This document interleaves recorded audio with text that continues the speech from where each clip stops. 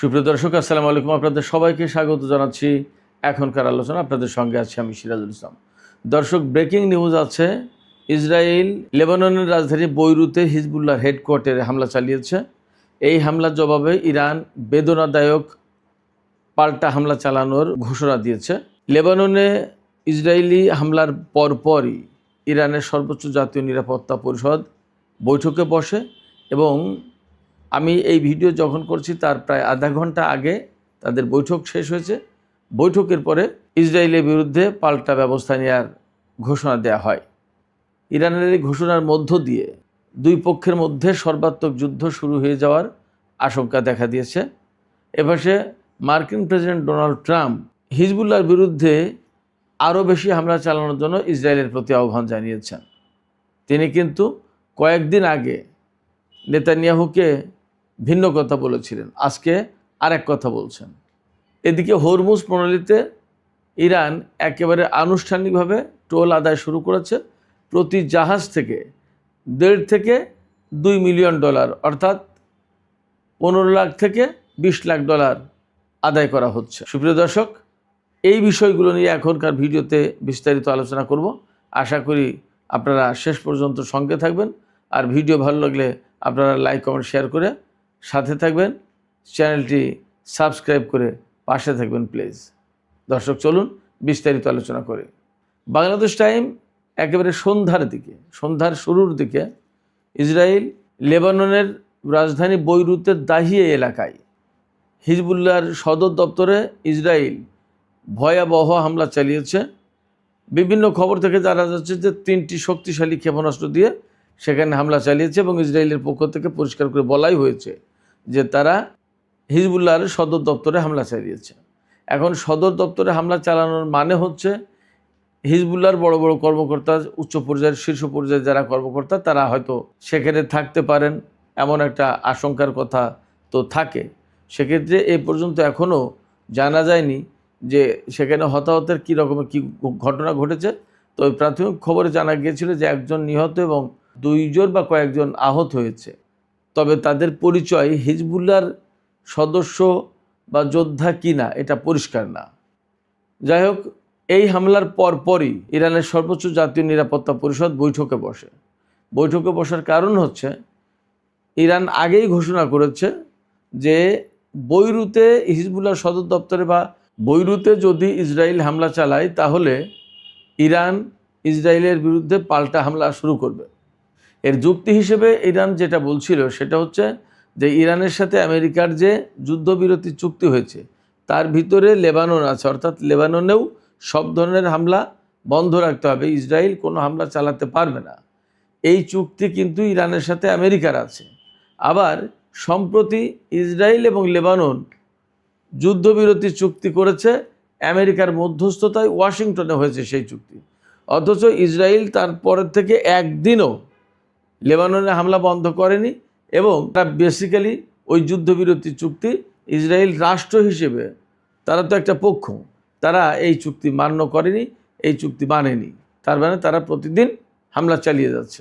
তো এইরকম একটা প্রেক্ষাপটে ইরান আজকে ঘোষণা করেছে সর্বোচ্চ জাতীয় নিরাপত্তা পরিষদের বৈঠকের পরে ইরানের জাতীয় নিরাপত্তা ও পররাষ্ট্র নীতি বিষয়ক সংসদীয় কমিটির মুখপাত্র ইব্রাহিম রেজাই এক্সে দেয়া পোস্টে তিনি ঘোষণা করেছেন, তিনি এইভাবে বলেছেন, পাগলা কুকুরকে তাকে শিকল দিয়ে বাঁধতে হবে এবং তার জায়গায় আনতে হবে।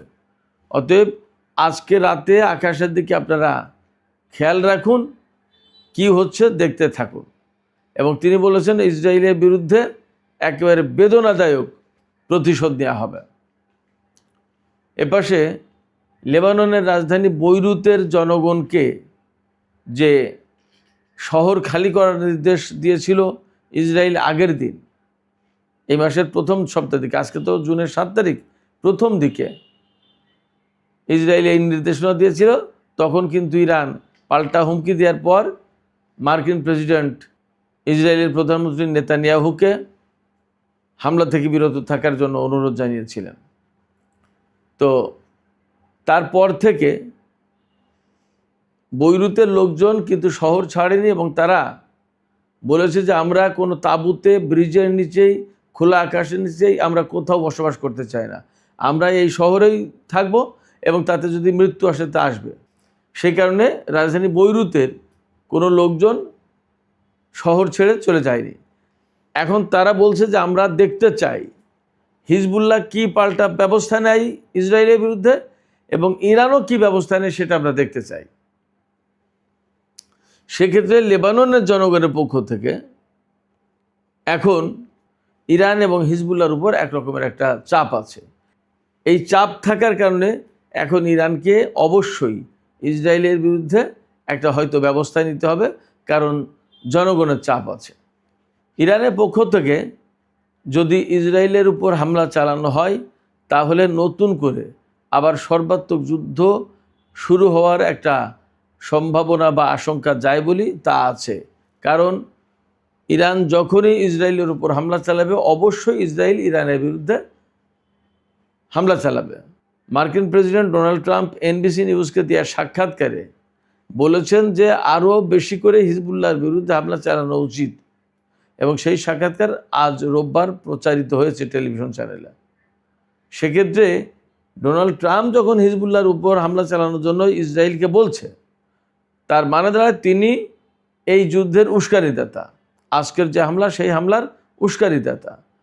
এবং ডোনাল্ড ট্রাম্প এটা খুব ভালো করে জানেন যে ইসরায়েল যদি লেবাননের রাজধানী বৈরুতে হামলা চালায়, বিশেষ করে হিজবুল্লাহ সদর দপ্তরে, তাহলে ইরান তাতে জড়িয়ে যেতে পারে।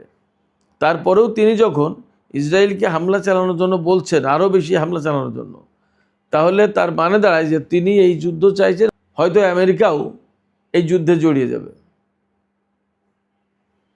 সেক্ষেত্রে মধ্যপ্রাচ্যে আমরা আবার হয়তো পূর্ণাঙ্গ মাত্রার একটা সংঘাত, সংঘর্ষ, যুদ্ধ দেখতে যাচ্ছি, এমন আশঙ্কা কিন্তু রয়েছে। দুঃখজনক হচ্ছে ইসরায়েল লেবাননে এই হামলা যখন চালালো তখন কিন্তু ইরান এবং আমেরিকা চুক্তির খুব কাছাকাছি বলে ধারণা করা হচ্ছিল। ট্রাম্পের পক্ষ থেকেও বলা হচ্ছিল, আবার পাকিস্তানের স্বরাষ্ট্রমন্ত্রী ইরান সফরে গেছে, সেখানে নানামুখী আলোচনা হচ্ছে, কথাবার্তা হচ্ছে। ঠিক সেই মুহূর্তে ইসরায়েল এই হামলা চালালো। তার মানে ধরে নেওয়া যাচ্ছে যে ইরান এবং আমেরিকা যখন চুক্তির খুব কাছাকাছি তখন ইসরায়েল এই হামলা চালিয়ে এই চুক্তিটাকে আবার বানচাল করে দেওয়ার ব্যবস্থা করলো। ইসরায়েল বেসিক্যালি আমেরিকার সাথে ইরানের কোনো চুক্তি হোক এটা চাইছে না। এখন প্রশ্ন হচ্ছে ইসরায়েল এই চুক্তি বানচাল করে দেওয়ার ব্যবস্থা করলো কি করলো না। সম্ভবত ইরান সেটা গুরুত্ব দিয়ে দেখবে না, বরং এখানে গুরুত্ব দিয়ে দেখার কথা লেবাননের পরিস্থিতি, লেবাননের জনগণ এবং হিজবুল্লাহর সদস্যদের। সেক্ষেত্রে ইসরায়েল যে হামলা চালিয়েছে তার পাল্টা জবাব ইরানের পক্ষ থেকে দেয়ার কথা, হওয়ার কথা। দেখা যাক কি হয়, আমরা পরিস্থিতি দেখতে থাকি। এদিকে ইরানের জনগণ চুক্তির ব্যাপারে কি ধরনের মনোভাব পোষণ করে সেই বিষয়ে একটা জনমত জরিপ প্রকাশ করেছে তেহরান বিশ্ববিদ্যালয়। এই জনমত জরিপের কাজে সহযোগিতা করেছে। এই জনমত জরিপে দেখা যায় যে ইরানের 80%, শতকরা 80% মানুষ মনে করে যে আমেরিকার সাথে ইরান যদি চুক্তি করে তাহলে চুক্তি হয়তো হলো, কিন্তু আমেরিকা চূড়ান্ত পরিণতিতে বা চূড়ান্ত বিচারে এই চুক্তি মেনে চলবে তার কোনো গ্যারান্টি নেই, তার নিশ্চয়তা নেই, সেই সম্ভাবনা কম। এই জায়গা থেকে শতকরা 54% মানুষ মনে করে আমেরিকার সাথে চুক্তি করা উচিতই হবে না, দরকারই নেই। এই জরিপের ভেতর দিয়ে ইরানের জনগণের মনোভাব, দৃষ্টিভঙ্গি এবং মতামত কিন্তু একদম পরিষ্কার হয়েছে। সেক্ষেত্রে আমার মনে হয় যে ইরান সরকার বিষয়টাকে যথেষ্ট গুরুত্ব দেবে, কারণ দেশের জনগণ যখন আমেরিকার সাথে চুক্তি চায় না বা মনে করে যে আমেরিকার চুক্তি মেনে চলবে না, তাহলে ইরান এত গুরুত্ব দিয়ে সেই চুক্তি কেন করতে যাবে? ব্যাপারটা আমার মনে হয় যে ইরান এইভাবে ভাববে। এবং সারা বিশ্ব থেকে বেশিরভাগ মানুষ কিন্তু, আমি এই পর্যন্ত যত জনমত জরিপ দেখলাম বা আমার সাথে ব্যক্তিগতভাবে যত মানুষের কথা হয়, তাদের বেশিরভাগেরই মতামত যে আমেরিকার সাথে ইরানের আসলে চুক্তি করার কোনো প্রয়োজনই নেই, এটা কোনো অর্থবহ কার্যকর কোনো চুক্তি হবে না। সেক্ষেত্রে চুক্তি না করে বরং অন্য ব্যবস্থা, অন্য পথ বেছে নেওয়া উচিত। সুপ্রিয় দর্শক, আপনাদের কাছেও আমি এই আলোচনার ভেতরেই প্রশ্ন রাখলাম যে আসলে আপনারা কি মনে করেন?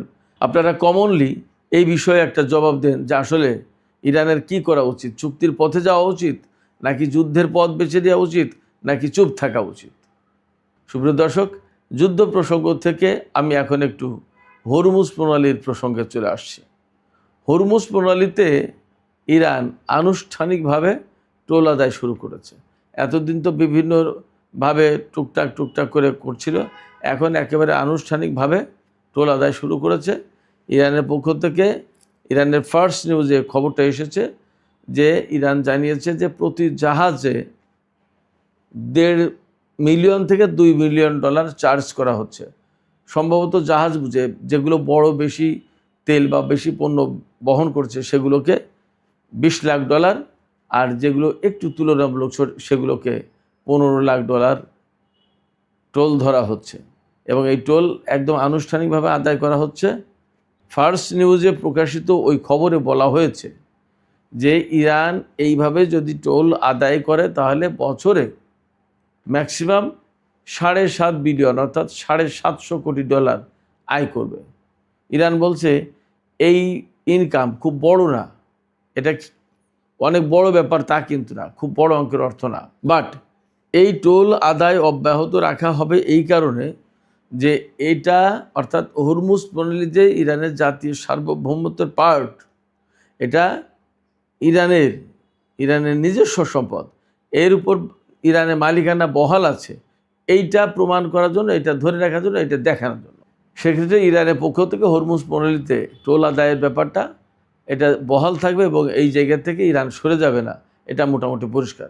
শুধু তাই না, ইরানের পক্ষ থেকে একেবারে এই হরমুজ প্রণালী ম্যানেজমেন্ট অথরিটি গঠন করা হয়েছে এবং সেই অথরিটি একদম নিরাপত্তা দিয়ে জাহাজ পার করে দিচ্ছে। খবরে বলা হচ্ছে যে ইরানের পক্ষ থেকে ইরানের সামরিক বাহিনী, বিশেষ করে IRGC, এই যে সমস্ত জাহাজ টোল দিয়ে ইরানের অনুমতি নিয়ে হরমুজ প্রণালী পার হচ্ছে তাদেরকে ইরানের সামরিক বাহিনীর পক্ষ থেকে একদম সেফ প্যাসেজ অর্থাৎ নিরাপদ রুট চলাচলের জন্য নিরাপত্তা দেওয়া হচ্ছে। দর্শক, সর্বশেষ পর্যায়ে আরেকটি খবর আপনাদের জানিয়ে শেষ করব।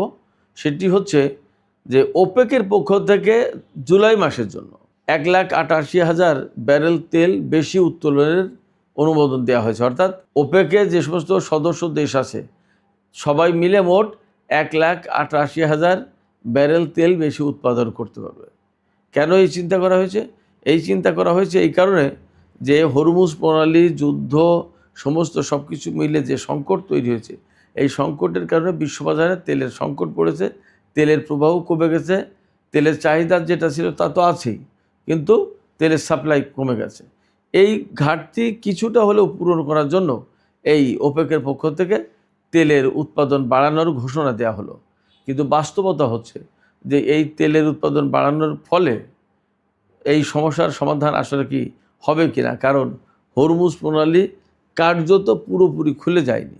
যতক্ষণ পর্যন্ত পুরোপুরি খুলে না যাচ্ছে ততক্ষণ পর্যন্ত তেলের প্রবাহ স্বাভাবিক হবে না।